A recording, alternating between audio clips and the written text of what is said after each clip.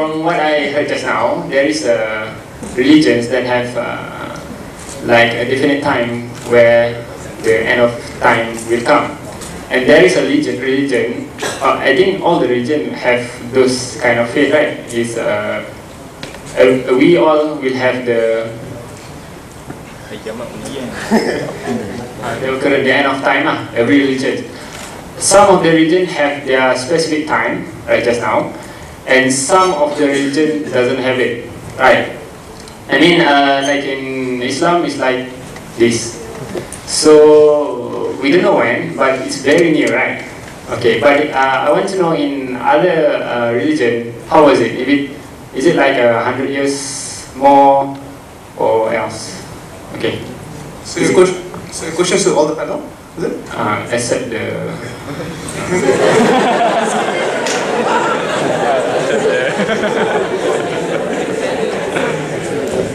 Okay, as far as Christianity is concerned, there's no fixed date lah. So we cannot tell you Jesus Christ will come back in 20 years time or 30 years time or something like that. There's no such thing. But it says that when you see these signs, so for example, you see the Antichrist actually being set, the temple being rebuilt in Israel, and then the Antichrist setting up his image there and all that, then you know that the rest of the stuff, will follow up very, very closely to that time. So it says just watch out for the signs, but no specific dates. Husni, hi Husni.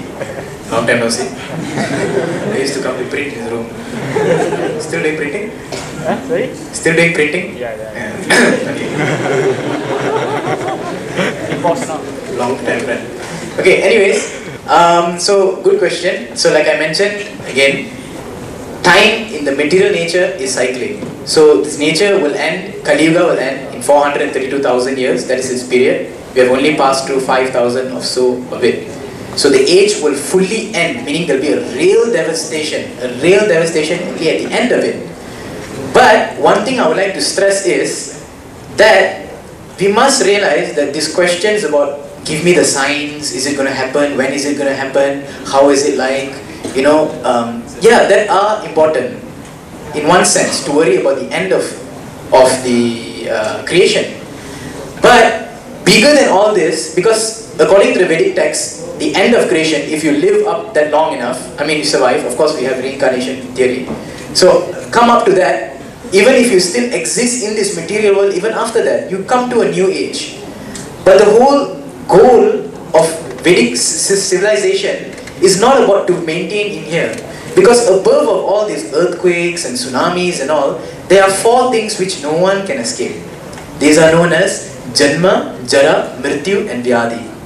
Birth, death, old age and disease. These 4 things no one can escape. Now as long as one has taken a form in this material world, no one can escape from birth, death, old age and disease. Our constitution here, the Vedic principle is simple, that upon achieving the human form of life, which is the topmost, because in this life we have the ability to question, we have the ability to inquire, we have the ability to ask. So upon achieving this human form of life, one must actually utilize it to the fullest extent. Yes, therefore if you look at it, the matter of whether the world is going to end or not, how is it, the science, it becomes a little trivial. More important is how to utilize this human form of life. Every form goes through 4 things: ahara, nidra, bhayam and maidunam. Every creature, living being, eats, sleeps, mates and defends, including us.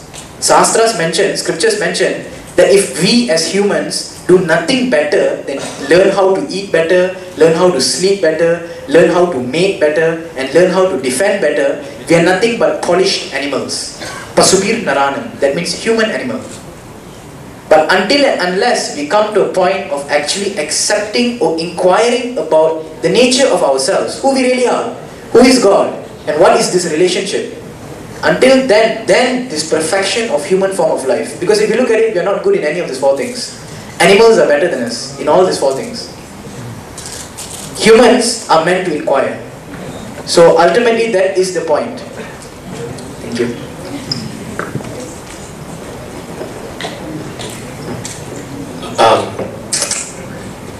I think the idea of time, again, is one of the mundane things that being created by man.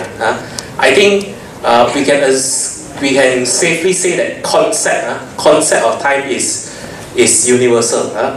Some religion call it God created, and I don't think the Buddhists dispute with that. It's universal.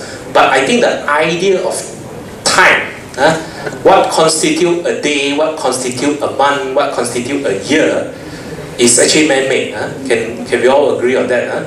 I think this whole idea, I always like to joke, which I say, who actually started this idea of 24 hours a day? Don't you all think it's so not enough for us, 24 hours a day? Tidur pun sudah 8, some of us sleep more than that. And if you stay in Klang Valley, you got around 2 to 3 hours of traffic jam every day. And if you have to work another 8 to 10 hours or go to school another 8 and 10 hours, I don't think there's enough time. So I really don't like the guy who come up with this 24 hours a day concept. Kalau 48 hours a day would be a better thing for me. Kita boleh tidur 10 jam, come to school another 10 hours, enjoy ourselves another 10 hours, then another 10 hours. There's much more thing to be done. So I think why I want to come back to the serious point is, it's very hard to put a definite date on when things are going to happen, is because this whole idea of time and concept is man-made. There's no like, I was just questioning why there's a leap year every 4 years, and once somebody was telling me that because the Earth spin 365 quarter spin a year, in that sense. But even that, I think, is still conveniently man-made. We follow Gregorian calendar, and some other cultures from Chinese has Chinese calendar, Muslim have their calendar. So it's defined on what definition you look at it. That's why it becomes not so important. So I would think, all the major religions, or even all mainstream, agree that this world is not everlasting. It has an expiry date. And I think tonight's conclusion, I would dare to say this is a conclusion, that it's important to not only think about that expiry date, but to think of what you want to do before that expiry date happens. So it comes back to our central theme of living today, being in the present moment, do your best, do your good deeds, do your necessary according to your own religion.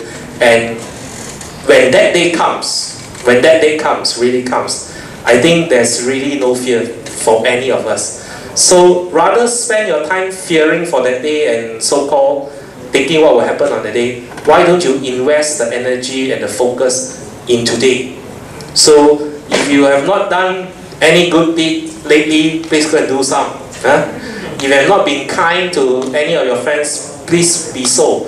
And in fact, the simplest thing you can do is to start with your loved ones and your family.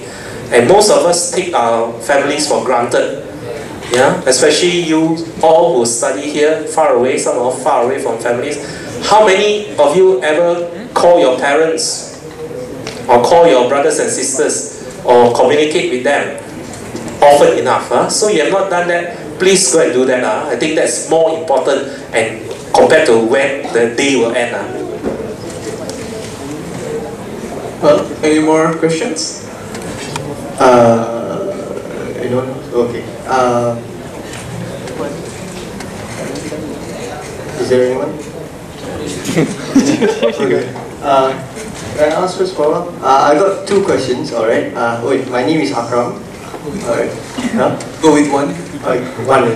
Alright. Okay, I'll just summarize all to the one whole list. Alright, okay, my name is Akram. I'm doing mechanical engineering. Okay. My question actually is about the major signs. Of course, there is no specific date on when the end of the world is going to happen, but as you said, there are both of the religions, were Muslim and Christian religion, says that there are major signs that are going to happen before the end of the world. Is there any probably prediction or probably things that could show that the major signs are actually already happening or close to happening? Yeah. I think that's it. So you're asking to? Both is Dr. Living and also Mr. Abdullah.